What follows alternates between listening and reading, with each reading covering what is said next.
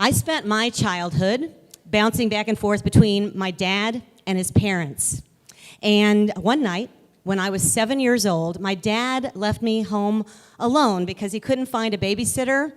And so I called my grandpa in the middle of the night, crying, terrified that some maniac was going to come into the house and kill me because I watched way too much TV.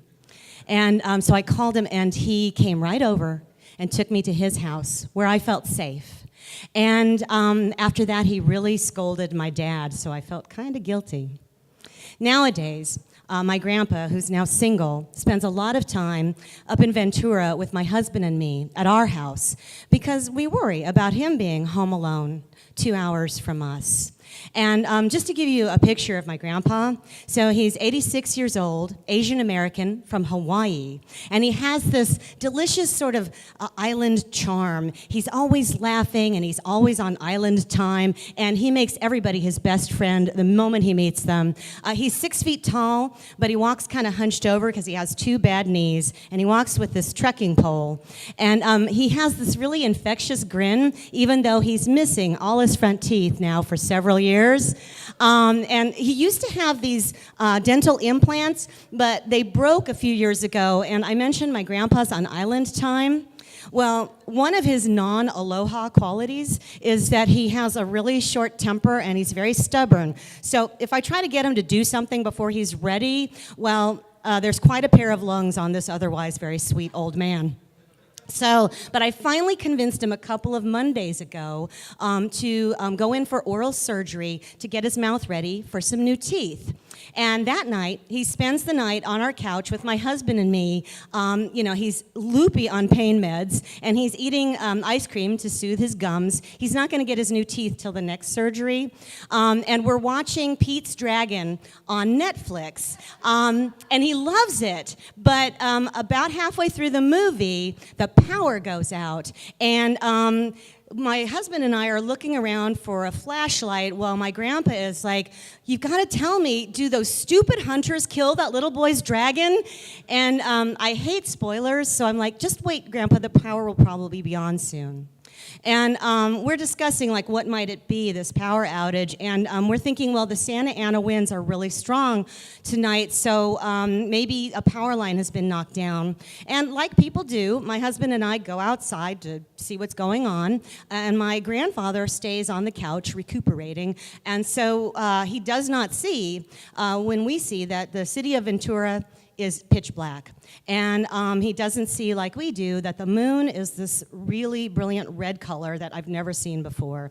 And he also doesn't see our neighbors start to pour into the street with us to watch as about 2 miles away, this hillside develops a glowing corona around it like the sun at night. And it's the Thomas Wildfire, and it's headed straight for us. And my husband and I look at each other and we're like, maybe we should pack some stuff in case we need to flee. And so my grandfather, who never met an idea of mine he didn't argue with, he says, you're worrying too much, you always worry too much, Cara. And my husband and I are bumping around in the dark with our headlamps trying to find our shit. Well, my grandpa is like, you're overreacting. And my husband finally shuts him up by saying, hey, Grandpa, why don't you eat the rest of the ice cream before it melts? And so my grandpa is happily now slurping away at soft vanilla bean by the carton by candlelight. And we are shoving everything we can think of into the SUV. Think like Clampets with laptops. And so about this time, about 10 or 11 at night, now the fire is about 6 blocks away, and there are 10 houses on the hillside, we can see them, that are fully engulfed in flame. And we're like, my husband and I are like, time to go, even though we haven't received a mandatory evacuation order. And this is a problem because my grandpa refuses to leave.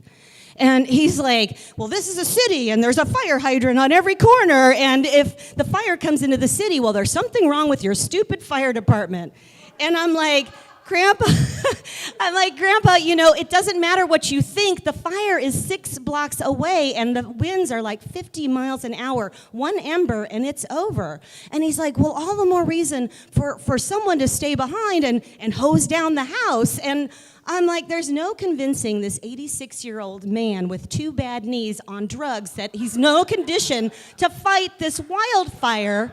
And he's like, well, I can hold a hose. And he lurches out back and turns on the hose. And I go follow him back out there and to argue with him some more. And this is when another problem becomes apparent, because I am choking, coughing, wheezing, because I'm having an asthma attack from this stupid smoke. And now my husband's like, oh no. He goes, your grandpa can kill himself and we can't stop him, but I have to get you out of here. And I'm like, and my grandpa's like, yeah, you go ahead, and I'll be right behind you. And around this time, by the way, and I'm like, but Grandpa, by the way, he's on meds, and I'm like, Grandpa, you can't drive because you're on medication. He's like, oh, that doesn't affect me.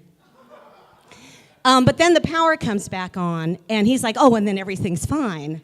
And I'm like, well, I'm not leaving without my grandfather. And then my husband offers to stay with him. But I'm like, no, I'm definitely not leaving without my husband, and I'm almost in tears. And my husband says, why don't I talk to the neighbor? Because the neighbor, by the way, is already outside also watering things down. And he's this old surfer dude who has lived in Ventura forever. And he's almost kind of adopted my husband and me. We only moved in a couple years ago. And he brings us avocados from his tree, and he watches our house when we're out of town. And he agrees with my husband, look, if there's a mandatory evacuation, I'll make sure that her grandfather gets out of here. And Grandpa agrees to this plan if it comes to that. And so my husband then drags me out of there, shoves me in the SUV, and off we go, about 15 minutes away to Oxnard. It's about 3:30 in the morning. And as we're leaving, I'm thinking, why is my grandpa losing his flipping mind? And it occurs to me, I'm like, well, maybe we've just told him too many times, our house is yours, and he thinks he has to defend it.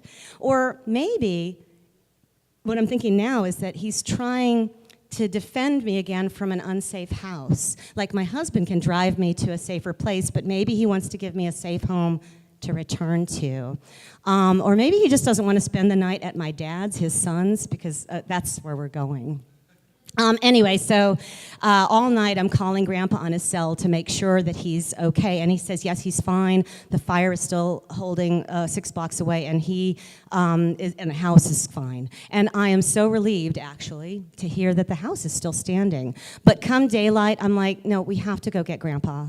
And so my husband and I go back, and what do we find? But my grandpa is now out front watering the yard, and he's with the neighbor who is laughing with him like it's old home week, like they're old war buddies. And he pulls my husband aside and says, I was worried about your grandfather because he has been out here watering for all night. And my husband finally pulls the hose away from Grandpa, and he's like, the firefighters need this water pressure more than we do. And my grandpa, I see him doubled over with exhaustion, and I put my arms around him, and I say, Grandpa, thanks for helping to save our house. And he gives me that Hawaiian toothless grin and says, you're welcome. And I insist he drinks some water, and he agrees, which is a good thing because I've slipped some of his pain medication into the water. And so he drinks it, and I don't know if that's why, but it's pretty easy to pour him into his car, and I get in the driver's seat and drive him off with my husband close behind. The next day, my husband and I come back home, and our home is perfect, and the hillsides are charred, but we're fine. And I like to think that maybe, just maybe, my grandpa saved us from the one ember with our name on it. We'll never know. The only thing my grandpa wants to know is when he can come back and find out what happened to Pete's dragon. And I'll only tell him one hint: fire is involved. Thank you.